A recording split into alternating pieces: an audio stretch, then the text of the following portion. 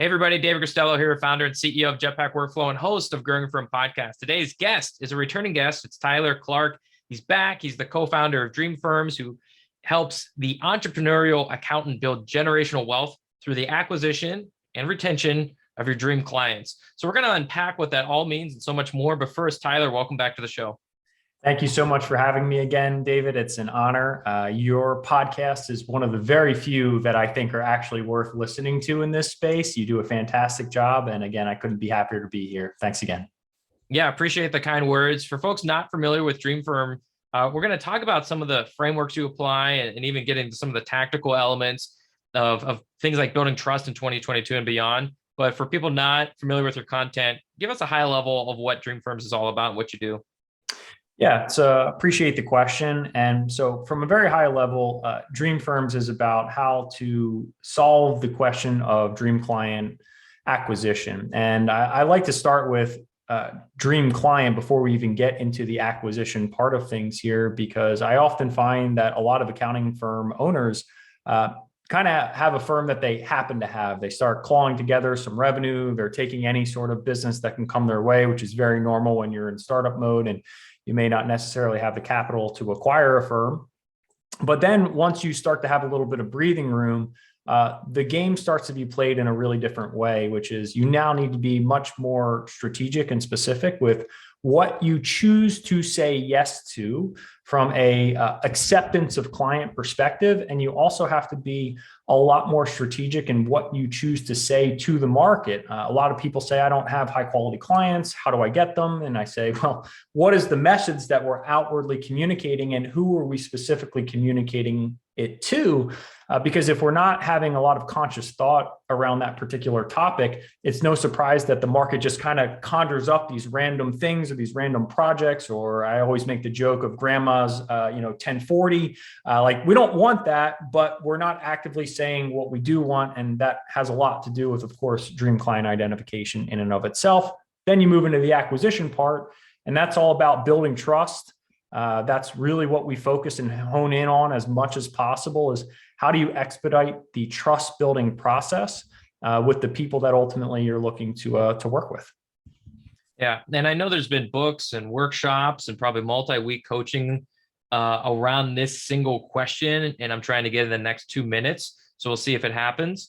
But at a high level, what are the important attributes you need to nail down to really know if you've adequately defined a dream client? Is it revenue, industry, service spread? I don't know. I mean, how do you kind of know if you got one or not?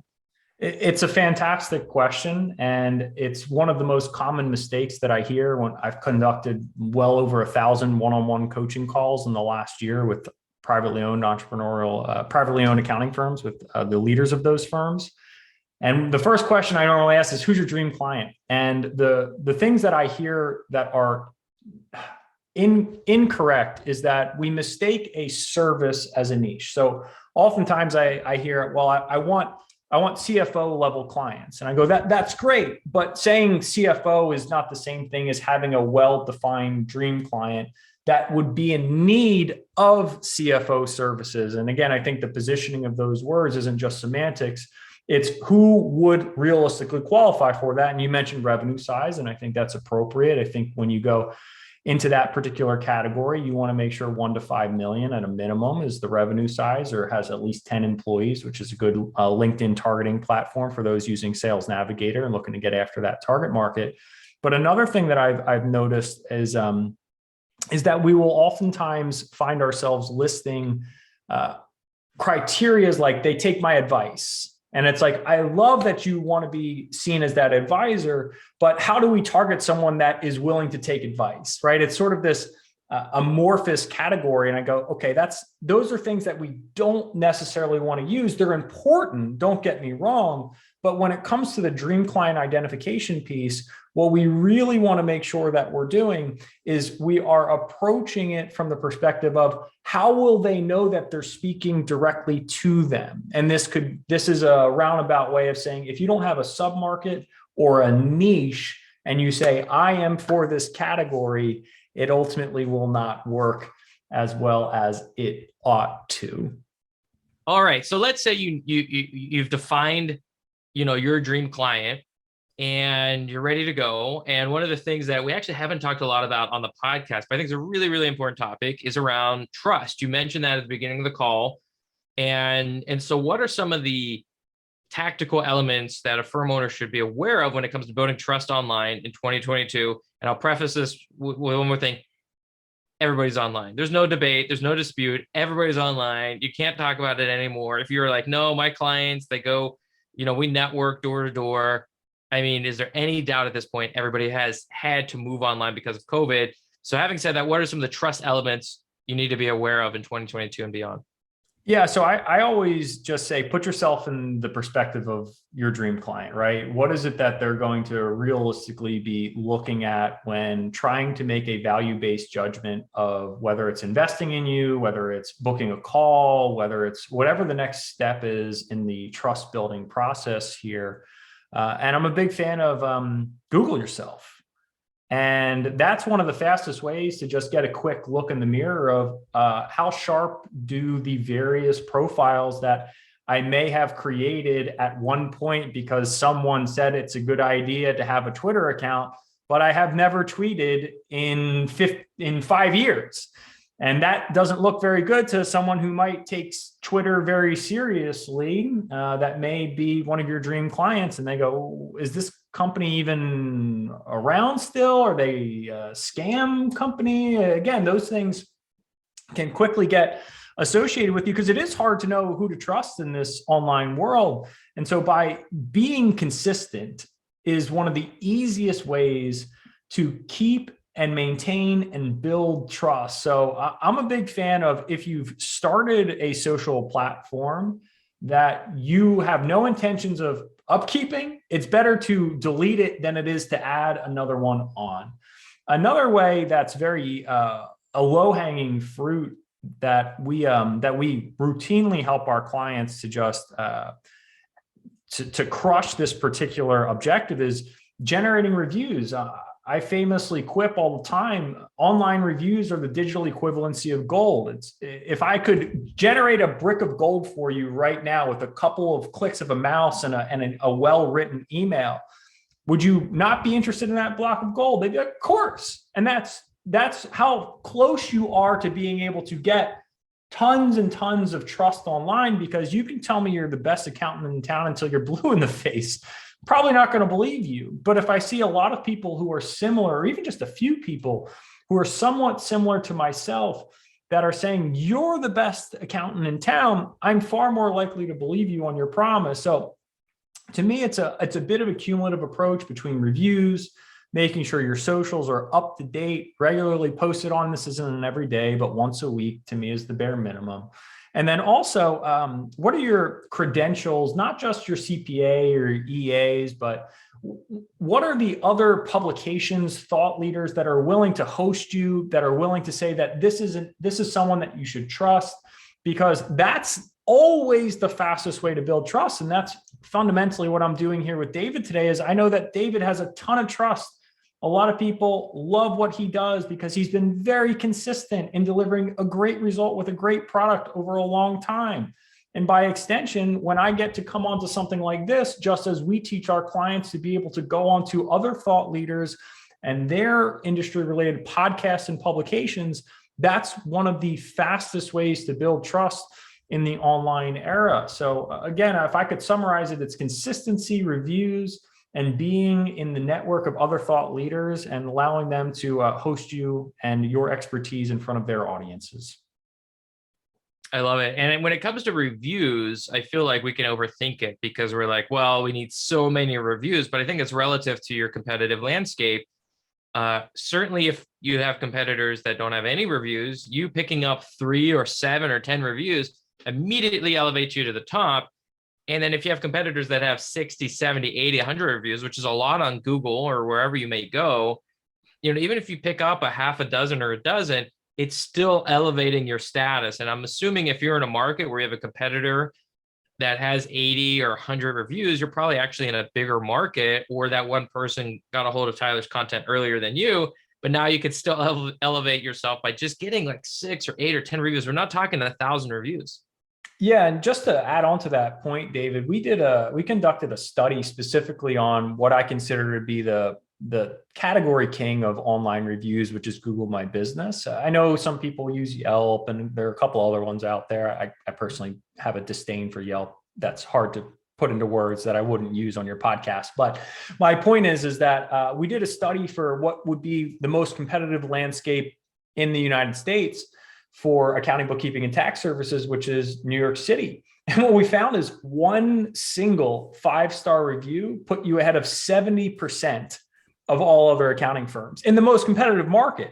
And I think it was 7 5-star reviews. I'm remembering off the top of my head. I think it was 7 put you in the top 10%. And again, it's like most of those firms had the ability to be able to get to 7 5-star reviews on Google, but only a super small fraction of them had a tiny bit of effort on that platform and have been reaping tremendous benefits from it for however long they decided to put that initiative in place. So again, it's not nearly as fierce of a competitive landscape as many people think. They see someone with way huge of a number and they go, oh, well, that's it. And it's like, no, just get a little bit on there and you're going to do really, really well for yourself.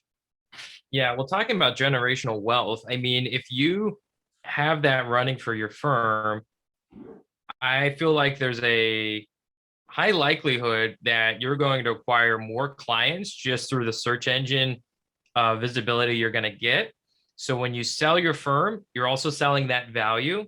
And on the flip side, this one would be pretty rare, but I'm sure somebody's going to stumble across it one day. If you're buying a firm and they have that acquisition moat, because you build up reviews, it's a bit of a moat when you get ranked at the top. They may not value that as something that is prized. And you can almost acquire a firm that has good or well-ranking review status if they have 10 or 20 or 30. And you're like, not only do I like the client mix, the service delivery, the profit margins, guess what? They have a lot of reviews. So not only do I get the number 2 spot, I'm also buying the number 4 spot, whatever that may be. This becomes a real asset for your business, whether you're buying one and hopefully they don't see it and then you can acquire it and then use that to increase revenue further, or you build it yourself and you use that as a value add when you go to sell your firm. Yeah, there's an old saying that I love, which is you only get one reputation in this life. And I think that the importance of being proactive in showing your reputation and the tremendous results that you've generated for your clients and getting them to speak on your behalf in a public forum, it will it will provide benefits in ways that are truly hard to understand when you're putting forth the effort into it. But to your point, even something like an acquisition, it can either increase your multiple if you're the one that's put it in place, or you can look at it as something that's a tremendous asset for someone who may not value it at the way that it should be valued, which is at an incredibly, incredibly high level. I mean, ask people who've done review gen campaigns. Sometimes you have to ask more than once. And so once you start to get a good flow of them, a high number of them, you know how hard you work to be able to generate those results and to go the extra step or the extra mile to make sure that those results are published in a place where other people can use them as a value-based judgment for whether or not they should trust you. Yeah. Well, I'm going to throw a curveball at you.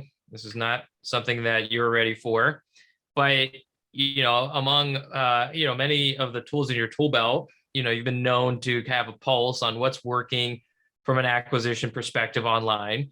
And so I'm curious, it's been a while since you've been on the pod. I can't remember the exact number of months, but let's just say in the last 24 months, what channel has decreased in traction or utility for the industry? And in the last 24 months, what has either stayed the same, it's working just as well as it did in the past, or it's the new and up and coming one that you're really seeing a lot of promising results from? Great question, and definitely a curveball, but I'm going to hit this one right out of the park. So here's what I've seen as a trend, and I think that you could potentially echo and speak to this as well, David, is that paid advertising was heralded as the ultimate way to grow your business for, I would argue, the last decade. And there's been some really loud and prominent voices in that particular category. And somewhat ironically, I just produced a pretty high level piece of content for our private clients inside of our student community about this topic of how the proverbial silver bullet of Facebook ads or even Google ads has a different shift in tone from the people who have been pushing it for so long, because it started to turn on them. Because what once was a blue ocean has increasingly become a red ocean. And what I mean by that is there's a coach that I have, her name's Julie Stowe, and she's very famous in the ClickFunnels community, a little bit of an anti-hero there now, but she put together a piece that said the days of getting putting $1 into Facebook ads and getting $2 out are gone, and they're never coming back. And another well-regarded group of internet marketers named Traffic and Funnels, they basically came out and said, if you're not doing at least $100,000 a month in revenue, you shouldn't even begin with paid advertising. And so I think that there was this previous idea or myth that paid advertising was this tremendous blue ocean for accounting professionals, but it's very complex. Its costs have risen quite dramatically over the last 12 to 24 months.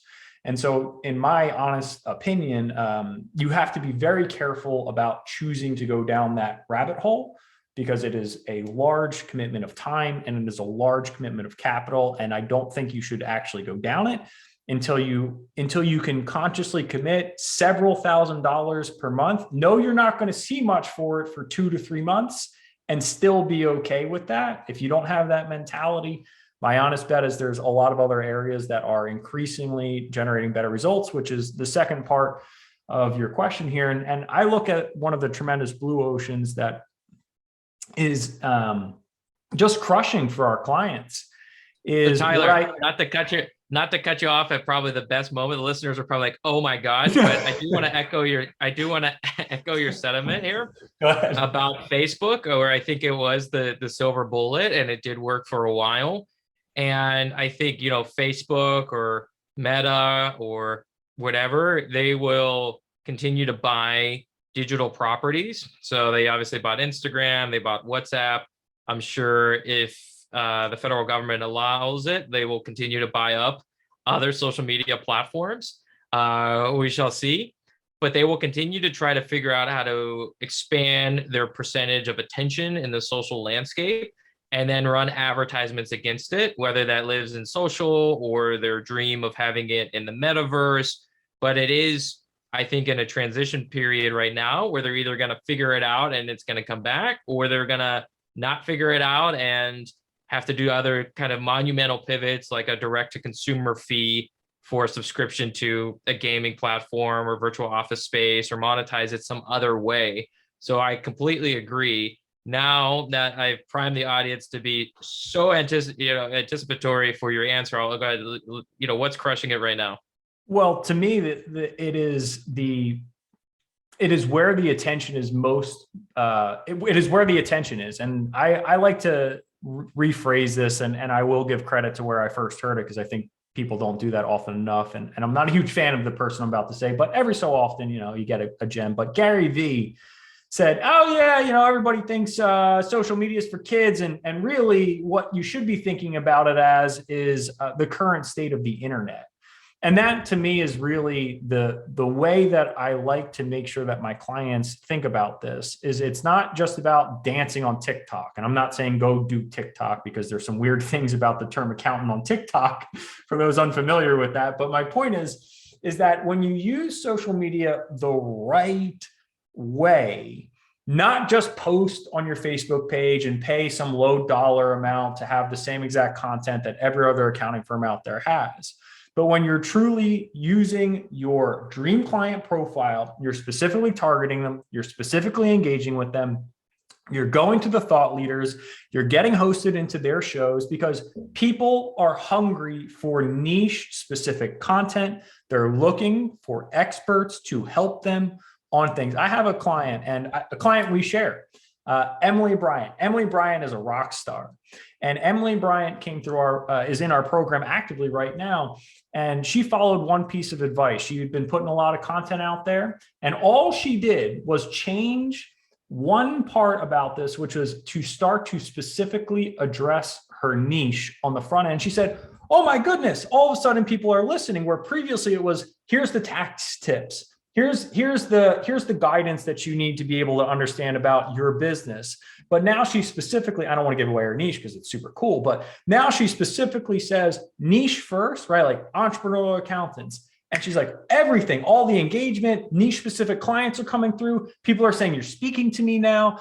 And that small little hack makes a huge, huge, huge difference in the results that you're capable of getting. So if you find yourself expending a lot of energy in trying to gain some traction, take a little bit of understanding of just what is my front end targeting for? Who am I talking to? And just change that one bit. And again, I see the results literally every single day with our clients. It doesn't take a lot, but if you stay focused in the right direction, I believe social media is still the single bluest ocean for accounting professionals because so few know how to use it appropriately. So you're saying create, in this case, there's video content, could be audio content, could be written, but we'll stick with video. Create video content, target your dream client, and release that on all relevant video platforms. So, actually, this is a great question. Would you just say go all in on YouTube, or are you going to slice it on LinkedIn? Are you going to throw it on TikTok? I have not searched accountant on TikTok, and now I'm quite nervous to. So full disclosure, I have no idea. I'm not on TikTok. And so listener beware. I don't know what's on there, and I don't know what Tyler's alluding to. So be careful out there. It's scary. But are you saying slice up video, put it everywhere, or just go all in on something like YouTube? No, I want to be clear here, and I don't want to scare the audience and say, hey, you got to go be this YouTube celebrity now in order to generate clients. That is not remotely what I'm getting at here. But Emily is one of the brave accountants who is willing to forge into the production of video content. What I am looking to establish here as a teaching moment for what the blue ocean is that if you are where the attention is and you are interacting in any way, shape, or form, whether it's through video, whether it's through commenting and liking on other people's posts so that they can simply get that dopamine cheese of that, oh, I got someone to finally pay attention to all the work and effort that is this accountant niched up in my space? That's interesting. My accountant is not niched up in my space. I wonder if they know something that they don't, right? And so now you're creating this separation in your prospective client's mind that, quite frankly, they will not have. A lot of people talk about price compression or they talk about commoditization in the market, but nobody really talks about why that happens.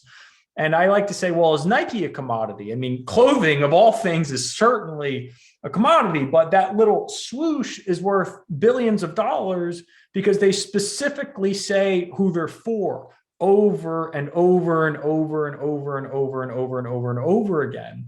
And that builds trust with an audience that allows them to charge $70 for a white t-shirt when that same white t-shirt in another store that doesn't have that same level of messaging and targeting to a specific dream client has to charge $3 to $5 for. And so this is, again, like the differentiation that you're looking to create in the mind of your prospective client. If you do that in the areas in which they're spending their most time, again, you don't have to make video content. You don't have to syndicate on YouTube. You don't have to syndicate on TikTok. You just have to say, what's the best platform for where my dream client's investing their time? And how can I start to get in front of them in a way in which I will build reciprocity so that when I do make that offer, when I do show up in their DMs and their direct messages, when they do see one of my social media posts, they go, oh, you know what? We should take them up on this. And they won't even really necessarily connect the dots that you have been fostering this reciprocity, this relationship you've been building. And so in the beginning, you have to create momentum, and then you have to elevate it to a point where you are satisfied with it. And then you have to delegate it off of your plate. And I assure you that social media is the same exact principle. Yes, You've got to create some meaningful content. You've got to create the strategy and the direction. You've got to create the profiles and make sure that they're engaging. You elevate them, but then you got to continue to delegate so that you can repeat that cycle moving forward into a different area of your practice. So you mentioned something there's a lot, and I hope everybody's taking notes here, but there was something I thought that was really smart. Many things I thought were really smart, but one thing I wanted to call out was commenting. Okay, and you don't need to create the video. So we'll run with the video example. Let's say you service design industries or architectural firms or construction, whatever it may be. There's already people out there that are saying, here's the top 5 KPIs for my design business. There are already probably coaches that are helping people build a great design firm overall. And you come in and you comment and you say, love your point about cost of goods sold. Sometimes I see people factor in A or B. I actually do it this way because it gives the benefit or something like that. Something to say, I know what I'm talking about. I love your content. I'm following it. I'm engaging with it. And you're starting to build a mini digital relationship with some of the thought leaders in that industry that you're serving. And I think the commenting strategy is one we've never really talked about on the podcast before, and that's on YouTube. But there's also Q&A sites. So there's Quora. If you're in the developer community, there's Stack Overflow. If you're in the accountant community, I guess it's Facebook groups. I don't know. There's other ones as well. But everybody has a place where they do kind of either they publish their content and there's comments or they're asking questions. And so you can run searches on these platforms to find people asking these questions, or you can run and look for the thought leaders already in your space to comment on. And I see this all the time in the SaaS arena where a coach will publish something about running a SaaS business. And there's a couple of folks that specialize in accounting for SaaS, and they're going to leave comments. And guess what? Their name probably says something about being like, CFO for SaaS or something like that. And so it gives natural visibility. I think is a really great thing to keep on everybody's radar.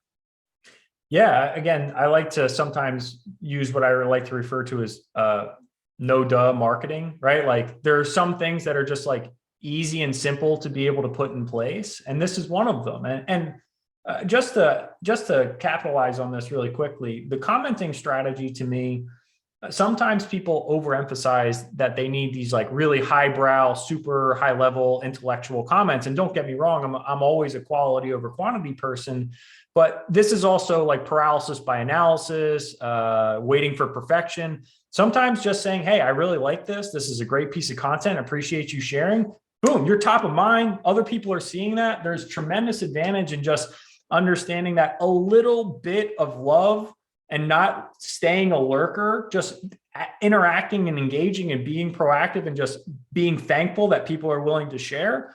Again, it builds trust and gets you top of mind awareness in ways that are hard to fully understand. Yeah, another technical idea. I'm only saying this if you're actually going to do it, but if you watch a video and you say something like, love the video, thanks for sharing it, I'm going to share it with my clients. I'm sure whoever published that is going to be like, I mean, your clients, who are you? Who are you? Like, it's going to spark a light bulb. I'm going to share with your client. Are you a fellow coach? Are you a consultant? Do you also run, like, what is going on here?